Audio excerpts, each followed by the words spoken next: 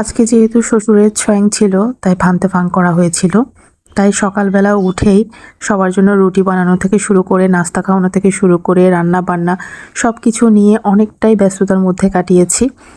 আর ভান্তে আসার পর এই যে বন্দনা করলাম, এরপর ভান্তেদেরকে আহার গ্রহণ করালাম।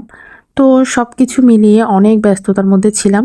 তো তেমন কেউ আসতে পারে নাই, এসেছে আমার ভাসুর আর আমার যা এসেছে, মেঝো যা। তো এই তো ঘরে যারা ছিল তাদেরকে নিয়েই আমাদের এই মানে ছোটোখাটো আয়োজন করেছি আর কি। তো আজকে দুপুরবেলার জন্য কি কি আয়োজন করেছি, মানে ভান্তেদের জন্য মূলত কি কি রান্না করেছি সেটা দেখে নাও। 2 রকমের মাংস রান্না করেছি, এরপরে মাছ ভাজি করেছি, মাছ আবার ভাজি করে রান্না করেছি, এরপর বেগুন ভাজি করেছি, এরপর লাউ দিয়ে চিংড়ি দিয়ে রান্না করেছি, আর সাথে ছিল ফুলকপি আর হচ্ছে শিম দিয়ে শুটকির তরকারি। তো এই তো একদম সিম্পল আয়োজন, যেহেতু বড় ভান্তে ছিল না, যারা অন্য ভান্তে আছে অন্য ভান্তেরা এসেছিলেন আর কি।